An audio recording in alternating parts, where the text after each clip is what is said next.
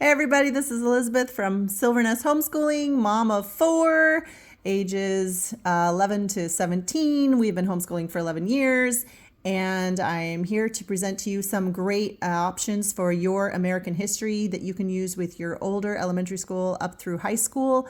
We have used these for all of those grade levels, and they have really helped history come alive, especially for my youngest child. So this is our series of the I Survived.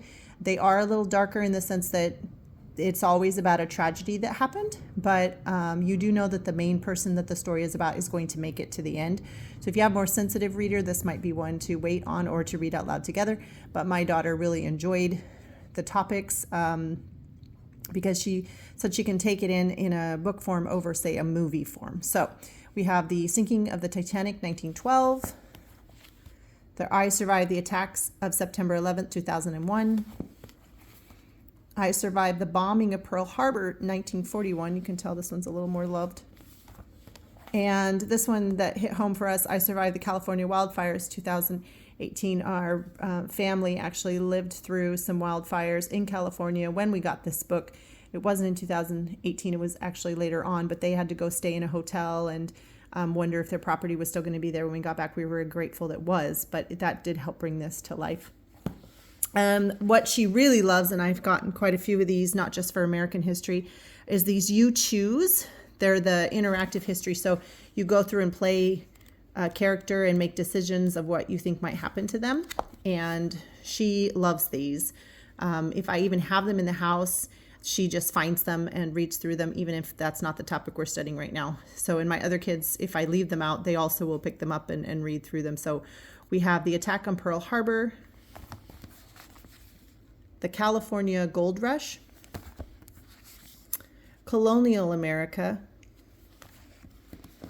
and World War II Spies. Those are our American You Choose books that we have. And I did buy these because I was going through this with older students, and so I knew we were going to be using them again.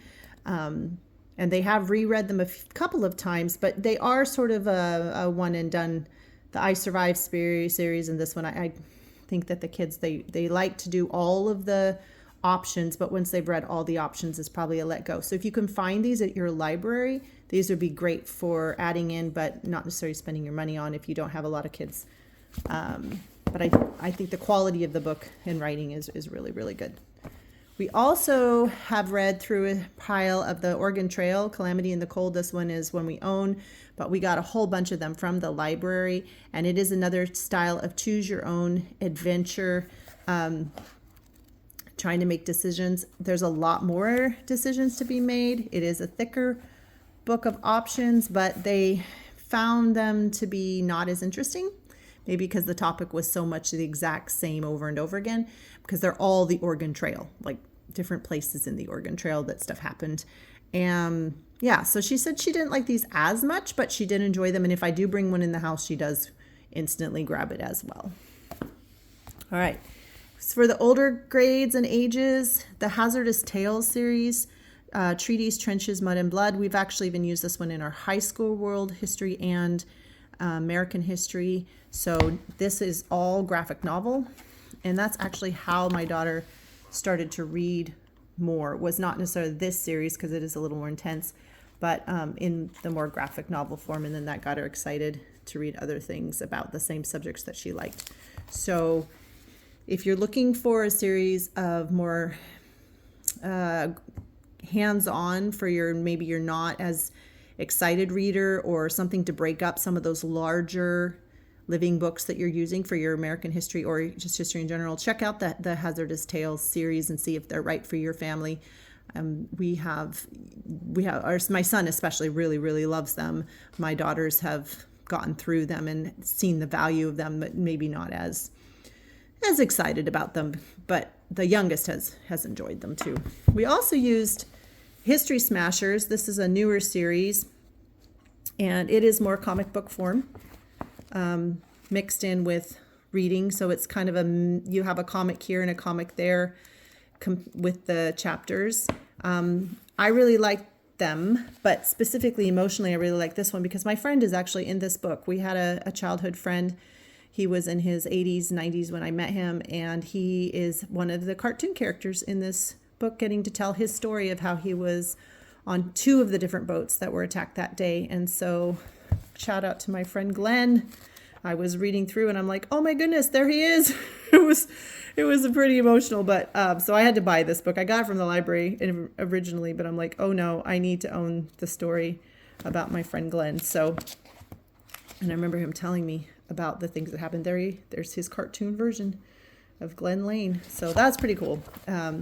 Made all the kids read it as soon as they found out too. The Imagination Station has a bunch of American history settings. I asked her how accurate the history was compared to the other things she was reading, and she said she found it to be pretty accurate. Obviously, it's also fantastical as they're going back in time, but she really enjoyed this series as well. A little thicker, took a little longer to read them. She was a good growth opportunity for her to go from the thinner, easier Choose Your Own Adventures to this, but she was reading through probably 7 or 8 of these by the end of the summer, which is wonderful. You know, that's one of the ways I measure success is growth happening with their reading and their comprehension. So we did that.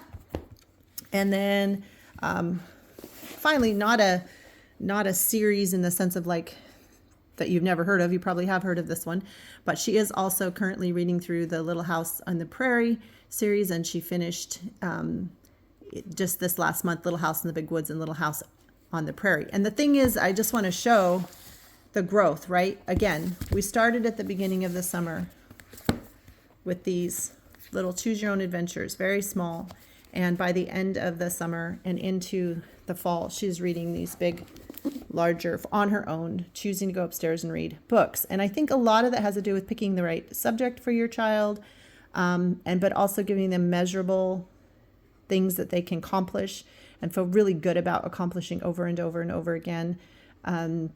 Giving that chance to just see growth in them and for themselves.